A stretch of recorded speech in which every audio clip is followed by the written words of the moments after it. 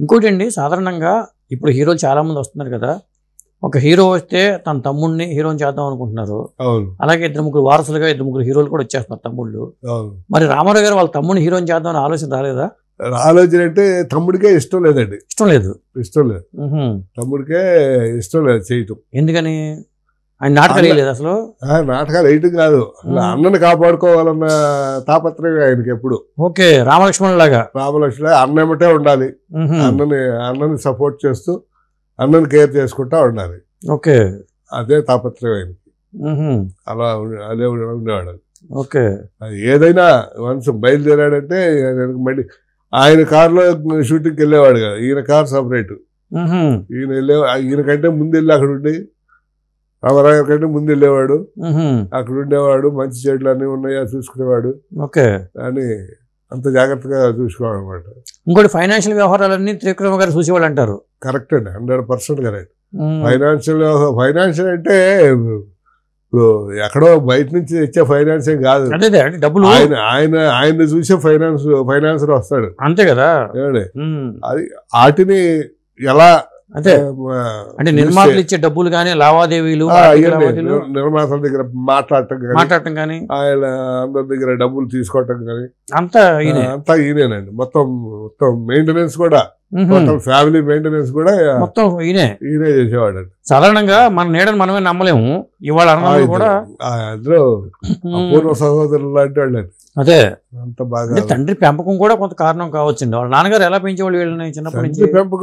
పెంపకాలు అనేది వీళ్ళిద్దరు కాంబినేషన్, వీళ్ళిద్దరు కలిసి ఉండటం అనేది అదే చాలా గొప్పతనం. అది అదే అందుకని ఉమ్మడి కుటుంబం లాంటి సినిమాలు కూడా చేసింది ఆయన. అవునండి, మంచి ఉమ్మడి కుటుంబం అసలు ప్రతి మనిషి చూడాల్సిన సినిమా అండి అది. అదే ప్రతి ఫ్యామిలీ అవును ఆ సినిమా చూడాలి, నేర్చుకోవాలి చాలా. దాంట్లో అంత నీతి ఉంది, అంత నిజాయితీ ఉంది. అవును, అంత ఫ్యామిలీని ఎలా గడపాలి, ఏంటి ఎలా బిహేవ్ చేయాలి, ఒక అన్న కానీ తమ్ముడు కానీ ఎలా ఉండాలి అనేది దాంట్లో అవును ప్రూవ్ అవుతుంది. సందేశాత్మక చిత్రాలు కదా అన్ని. ఉమ్మడి కుటుంబం అలాంటిదే, వరకట్నం అలాంటిదే. ఆయన ఏ సినిమా తీసినా కూడా సందేశాత్మకండి. ఇంకోటి ఆయన సబ్జెక్ట్ రాశాడంటే స్క్రీన్ ప్లే రాస్తాడండి. అసలు ఏమి వన్స్ రాసిన తర్వాత దాన్ని ఎవరు మార్చడానికి వీల్లేదు. ఓకే, వీల్లేదంటే మార్చలేరు, అలా ఉంటుంది అన్నమాట. వేలు పెట్టే అవకాశం ఉండదు, ఇక ఛాన్సే లేదు. అలా ఉండదు. అదే కేవలం డెడికేషన్, డబ్బుల మీద ఆయన దృష్టి పెట్టేవాడు కాదు. అది కళ మీద తప్పితే వేరే ట్రాక్ ఆలోచించేవాడు కాదు.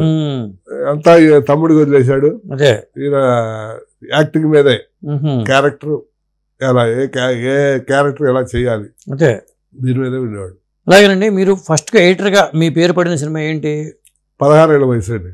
ఎడిటర్ గా మీరు పేరు పడిన వయసు? ఎడిటర్ అసిస్టెంట్ గా పడింది 16 ఏళ్ల వయసు. అవునండి. ఎడిటర్ గా వచ్చి భగవాన్ అండి. నా పేరే భగవానా?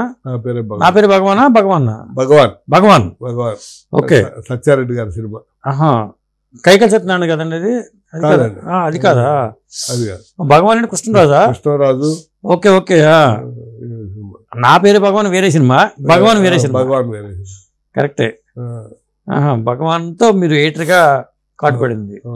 అసిస్టెంట్ ఎన్ని సినిమాలు చేసి ఉంటారు మీరు? అసిస్టెంట్ గా ఒక 60, 70, 80 దాకా చేశాను. అబ్బా, నెంబర్ ఆఫ్ కంపెనీస్ అండి. కృష్ణరాజు గారి కంపెనీలో ప్రతి సినిమా మేమే. తర్వాత డూండీను బాబ్జీ గారి త్రిమూర్తి ప్రొడక్షన్ మొత్తం మేమే. ఓకే, అలాగా అంజలి పిక్చర్స్ మేమే చేసేవాళ్ళం. చాలా కంపెనీలు ఉన్నాయండి.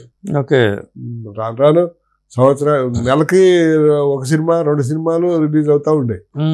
అంత ఆ రోజుల్లో film editing. Okay, film editing అంటే పొద్దున్నే 7 గంటల కాడి నుంచి ఇంటికాడికి వస్తే నైట్ 2 తర్వాత ఇంటికి వెళ్ళేది. ఓకే, అలా ఉండేదండి వర్క్. మీరు పెళ్లి ఎప్పుడు చేసినారు? ఎడిటర్ అయిన తర్వాత చేసుకున్నారా, ముందే చేసుకున్నారా? నేను ఎడిటింగ్ లో చేరిన 1 year తర్వాత చేసుకున్నాను. ఓకే, మీ శ్రీమతి గారి పేరేంటండి? బిజిలి కుమార్ అండి. బిజిలి కుమారి గారు పేరు వెరైటీగా ఉంది. త్రివిక్రమ గారి పేరు ఎవరికి ఉండదు, మీ శ్రీమతి గారి పేరు కూడా. ఒకసారి మీ శ్రీమతి గారి పేరు. ఆ రోజుల్లో మా అత్తగారు, మా అత్తలు పెట్టిన పేరు అది. అట్లాగా నా పేరు బెనర్జీ అని నా పేరు. బంధువుల అమ్మాయినా? మా మేనత్ కూతురే. మేనత్ కూతురే. ఓకే, ఒకసారి పిలవండి. బిజిలీ. నమస్తే అండి. చెప్తున్నారు మీ పేరు వెరైటీగా ఉంది, బిజిలీ కుమార్ అని. మీరు అనేవాళ్ళు చిన్నప్పుడు ఏంటి ఇట్లా పెట్టారని? సాధారణంగా వెంకటేశ్వరమ్మ, లక్ష్మి ఇలాంటి పేర్లు ఉంటాయి. మా మేనత అది లాన్స్ అనేది దాంట్లో డబ్ల్యూ దేశానికి బిజిలీ అనే రాణి పేరు ఉంటే అది పెట్టింది. అట్లా పెట్టారా? ఓకే. ఆయనకి కూడా అలా మేనత పెట్టింది. మొత్తానికి ఒక ఊరే నిమ్మకూరు.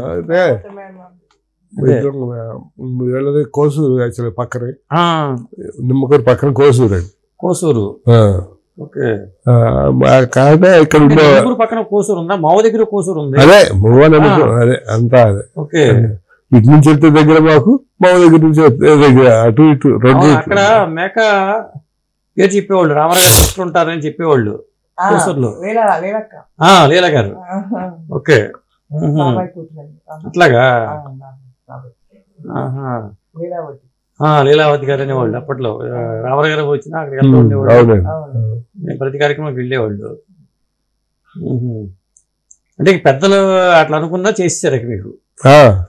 రామారావు గారికి వైఫ్ కూడా బంధువులే కదా, అట్లా ఎక్కువ సాధారణంగా దగ్గర బంధువులతో, ఆ రోజుల్లోనే దగ్గర బంధువులతోనే ఎక్కువ జరిగాయండి. మీరు అసిస్టెంట్ ఎడిటర్ గా ఉన్నప్పుడు పెళ్లి అయింది.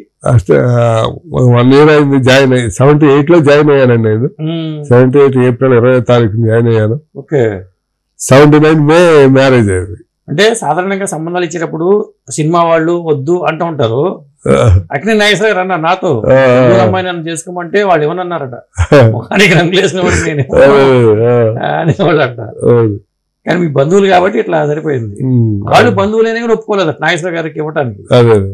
రామారావు గారికి ఏంటంటే ముందే పెళ్ళయింది కాబట్టి, పెళ్ళైన తర్వాత ఆయన సినిమాలో. అదే. మీకు ఎంతమంది పిల్లలు? 2 అండి, అబ్బాయి అమ్మాయి. అబ్బాయి అమ్మాయి. ఏం చేస్తారు వాళ్ళు? వరుణ్ మోటార్స్ లో మేనేజర్ అండి. ఓకే. అమ్మాయి ఏమో అల్లూరికి సౌదీలో జాబ్. సాధారణంగానండి ఇప్పుడు డైరెక్టర్లు, మీరు చాలా మంది ఎడిటర్లు డైరెక్టర్గా మారిపోయారు. రాజమౌళి గారు తీసుకోండి, అప్పుడు కేఎస్ఆర్ దాస్ గారు తీసుకోండి. పైగా ఎడిటర్ డైరెక్టర్ అయితే ఫిల్మ్ వేస్టేజ్ ఉండదని చెప్పి అంటూ ఉంటారు. అది తప్పండి. రాజమౌళి ఉన్నాడు ఏంటి తక్కువ తీయట్లేదుగా, అట్లా వచ్చారా? మరి లాట్లు తెస్తున్నాడు. అదే 1000 అడుగులు షూటింగ్ చేస్తే ఫిలిం అయినా ఏదైనా, ఇప్పుడు ఏదైనా చేసినా ఫిలిం కూడా చేస్తారా, డిజిటల్ లో చేసినా ఏది చేసినా 1000 అడుగుల్లో ఒక 100 అడుగులు కూడా ఎడిటింగ్ రాదండి. అలా చేస్తారు. ఓకే. అప్పుడు ఆ రోజుల్లో విజయన్ మాస్టర్ ఉండేవాడు. వాడు చిరంజీవి గారితో ఫైట్లు దీని ఒక ఫిలిమే ఒక 24,000 feet ఎక్స్ప్రెస్ ఒక ఫైట్ కి నేను చేశానండి. అడవి రావుడు ఒకసారి ఇది చిరంజీవి సినిమా అడవి దొంగ నేనే చేశాను. దాంట్లో ఎడిటింగ్ లెంగ్త్ వచ్చి రాఘవేంద్ర గారు ఎడిటింగ్ లెంగ్త్ చేసింది, మా గురువు గారు కట్ చేసింది 600 అడుగులు అది. 24 అడుగులు నెగిటివ్ ఎక్స్పోజర్ కి 600 అడుగులు మా గురువు గారు నాకు చీఫ్ గా చేశాడు ఆయన. దాన్ని రాఘవేంద్ర గారు వచ్చి 300 అడుగులు చేశాడండి. అది ఆ 300 అడుగులే సినిమాలో ఉంటుంది. ఒక లైన్ తో ఫైట్ అనమాట. అంటే అప్పుడు ఎడిటర్ కి చాలా పని ఉండేది. అయితే ఏంటండి బాబు, కూస్తి కాస్తి కాదు అసలు. కెమెరా నుంచి ఫిలిం వస్తే మా దగ్గరికి రావాలి. కెమెరా నుంచి డైరెక్ట్ గా ల్యాబ్కి వెళ్ళేది. ల్యాబ్ నుంచి డెవలప్ అయ్యి నెగిటివ్ మా దగ్గరికి వచ్చేది. మొత్తం కేర్ టేకర్లు మేమే కాదు నెగిటివ్ కి. టోటల్ గా ఫైనల్ గా ఫస్ట్ కాపీ వచ్చి రిలీజ్ అయినా కూడా మాకు ఫోన్లు ఉంటాయి. రిలీజ్ చేసే వరకు కూడా మొత్తం నెగిటివ్ మా హ్యాండ్ ఓవర్ లోనే ఉండేది, ఎడిటర్స్ హ్యాండ్ ఓవర్ లోనే ఉండేది. అంతవరకు ఉంటుంది. మరి మీకు డైరెక్టర్ అవ్వాలని ఆలోచన రాలేదా? అవ్వలేదు. ఎందుకంటే డైరెక్షన్ అని చెప్పి నాకు ఏంటో మొదటి నుంచి ఎడిటింగ్ మీదే ఇంట్రెస్ట్. మీ మిస్సెస్ గానే ఉంటది మా ఆయన డైరెక్టర్ గా చూడాలని మీకు లేదండి? అసలు అప్పట్లో ఎవరు పెద్దగా ఇది డిఎస్కి వెళ్ళేవాళ్ళు కాదండి, దాని మీదే ఉండేవాడు. ఇప్పుడు నేను కూడా పెద్ద నన్ను చాలా మంది యాక్ట్ చేయొచ్చు కదా అన్నారు.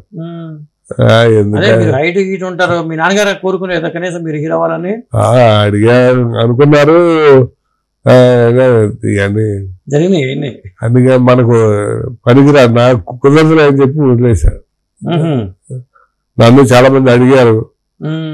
ఎక్కడ ఇప్పుడు అందరూ కుర్రాళ్ళంతా వచ్చి వాళ్ళు ఎంత కష్టపడుతున్నారు, ఏంటి పాండి మీద ఎలా తిరుగుతున్నారు, ఏ వేషాలు లేక ఇవన్నీ ఎందుకులే అని చెప్పి అట్లా జరిగిందండి. పాండి బజార్లో సినిమా రియల్ కష్టాలు పడి 10 మంది సక్సెస్ అవుతారేమో, మిగతా 9 మంది వెనక్కి వెళ్ళిపోయేవాళ్ళు.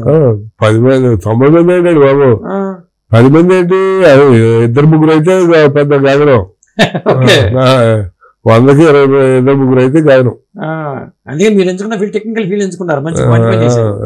అసలు మామూలుగా షూటింగ్ లో ఫిల్మ్ ఎంత ఒక సినిమాకి ఎంత ఫుటేజ్ వచ్చేదండి మీకు అడుగుల్లో టోటల్ గా? మాకు యాక్షన్ పిక్చర్ ఫ్యామిలీ పిక్చర్ కానీ ఏదైనా కూడా 13,000 feet అండి. 13 to 14 మ్యాక్సిమం అంతే ఉండాలి సినిమా. అంటే 2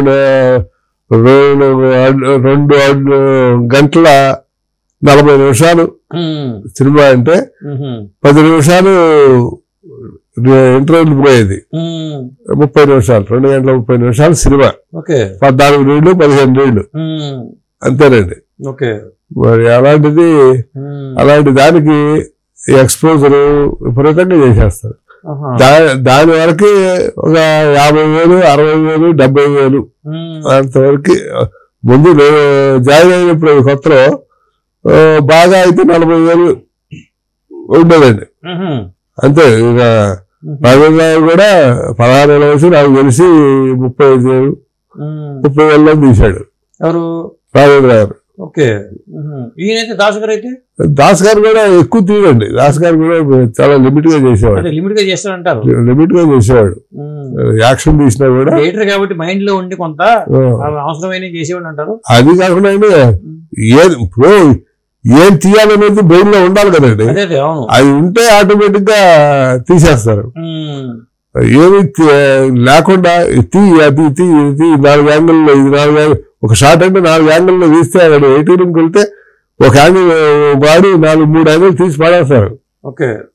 ఒక షాట్ రన్నింగ్ షాట్ ఉంటే 4 రకాలుగా కట్ చేస్తే ఏం ఇంపాక్ట్ ఉంటుందండి. మ్యూజిక్ చేయాలంటే, రీ రికార్డింగ్ చేయాలంటే మ్యూజిక్ డైరెక్టర్కి రావాలి కదా, స్కోప్ రావాలి కదా అని ఆ విధంగా జరిగాయండి. నందమూరు వాళ్ళు ఆయన 10-20 ఫ్యామిలీల దాకా ఉన్నారన్నారు కదండి. అంటే ఊళ్ళో ఎంటర్ కాగానే ఒక ఏరియా అంతా అటు పక్క ఉంటారా? ఇప్పుడు ఊళ్ళో ఎంటర్ కానీ లెఫ్ట్ సైడ్ అంతా నందమూరు రోడ్డు, మధ్యలో రోడ్డు ఉంటుందండి. ఆ రోడ్డు ఆ చివరికి వెళ్ళిపోద్ది, అటు నుంచి అటు కోసూరు వెళ్ళిపోద్ది. ఆ రోడ్డు కోసూరు వెళ్ళిపోద్ది.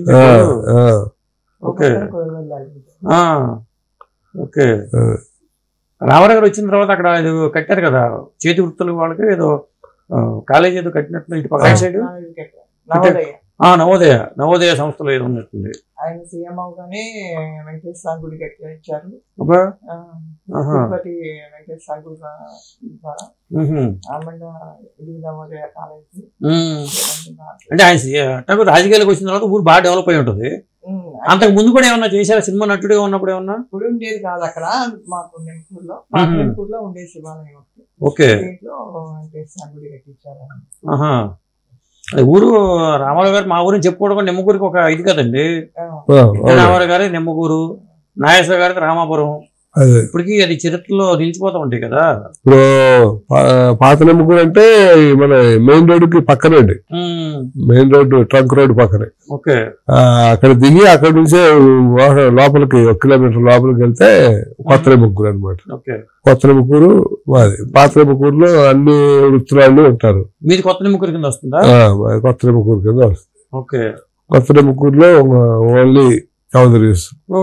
డ్రైవర్ రాముడు సినిమా అక్కడే చేశారంట చాలా వరకు. ఇక్కడ వాళ్ళ ఇంట్లోనే చేశారండి కొంత షూటింగ్? ఇంట్లో కొంత చేశారండి, ఆ రోడ్ లో హైవేలో చేశారు. సాంగ్ అది షూటింగ్ చేశారు అంతా అక్కడ. మీరు అప్పుడు ఎక్కడ ఉన్నారు చేసేటప్పుడు? మెడ్రాస్. మీరు మీ వర్క్ లో మీరు ఉండిపోయారు. ఈ సినిమా వాళ్ళు వేరే టీం కదా. ఓకే.